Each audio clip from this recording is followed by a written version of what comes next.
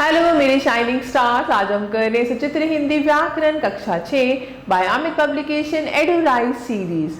तो प्यारे बच्चों, आज हम करेंगे अध्याय 25 वाक्य। बच्चों, वाक्य क्या होता है? जब हमारे मन में कोई विचार या भाव आता है तो हम उसे वाक्यों के द्वारा व्यक्त करते हैं। वाक्य शब्दों से मिलकर बनता है, परंतु क्या प्रत्येक शब्द समूह वाक्य होता है? आइए देखते हैं। नीचे लिखा शब्द समूह पढ़िए। नदी की गंगा पवित्र है भारत। क्या इस शब्द समूह से आपको कोई अर्थ स्पष्ट हो रहा है? नहीं, तो ये वाक्य नहीं है। आइए शब्दों के क्रम में परिवर्तन करते हैं। गंगा भारत की पवित्र नदी है।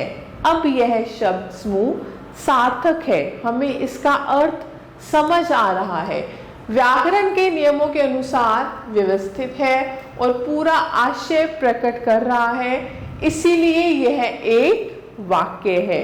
तो इस प्रकार ऐसा सार्थक शब्द समूह जो व्यवस्थित हो और पूरा आशय प्रकट कर सके वाक्य कहलाता है।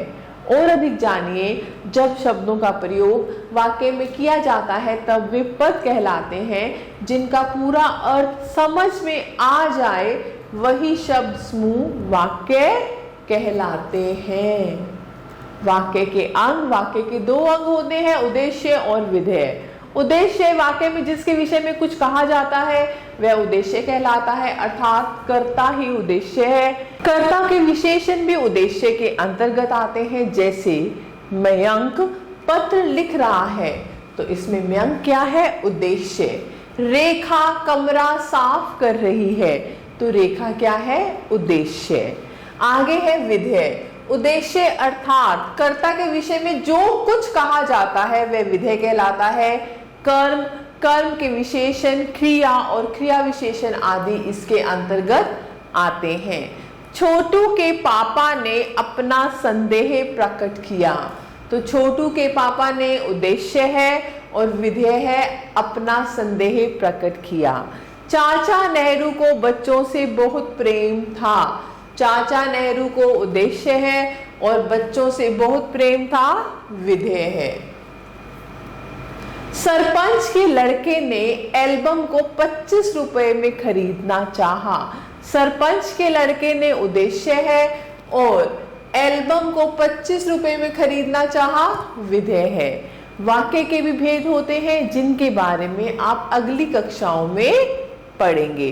तो प्यारे बच्चों, अब दोहराते हैं। शब्दों के सार्थक समूह को वाक्य कहते हैं। वाक्य के दो अंग होते हैं, उद्देश्य और विधेय। जिसके संबंध में बात की जाती है यानी जो करता है वह उद्देश्य होता है, और उद्देश्य या कर्ता के बारे में जो कहा जाता है वह विधेय कहलाता है। तो अब आपकी बारी। प्रश्न 1, निम्नलिखित शब्द समूहों को व्यवस्थित कर वाक्य बनाओ। धूप फसल पड़ी, खेत कड़ी सूख, जिससे निकली गई में। तो आप इसका एक व्यवस्थित समूह करेंगे और एक वाक्य बनाएंगे। तो रहा चांद बड़ा, आज है बहुत दिख। आज तो चांद बहुत बड़ा दिख रहा है। बस में प्रतीक्षा लोग हैं कि खड़े। बस की प्रतीक्षा में लोग खड़े हैं। भाग से घर चोर उठाकर गए सामान। चोर घर से सामान उठाकर भाग गए। वृक्ष घना लंबा होकर यह गया हो। तो ऐसे आप वाक्य बना सकते हैं। प्रश्न 2 है, निम्नलिखित रिक्त स्थानों की पूर्ति करो। वाक्य के डैश अंग होते हैं। कितने अंग होते हैं? 2 अंग होते हैं। एक है उद्देश्य और एक है विधेय। ऐसे ही आप कर सकते हैं। शब्दों का व्यवस्थित समूह वाक्य कहलाता है। जब शब्द वाक्यों में प्रयोग किए जाते हैं तब वे पद कहलाते हैं। कर्ता के विशेषण भी उद्देश्य के अंतर्गत आते हैं। प्रश्न 3, निम्नलिखित वाक्यों में से उद्देश्य और विधेय छांटकर अलग अलग लिखिए। केशव इस पेचीदा सवाल का जवाब कुछ देर तक ना दे सका। तो उद्देश्य है इसमें केशव और विधेय है इस पेचीदा सवाल का जवाब कुछ देर तक ना दे सका। ऐसे ही मोहन भला कब पढ़ने वाला है? तो उद्देश्य है मोहन भला कब पढ़ने वाला है, विधेय।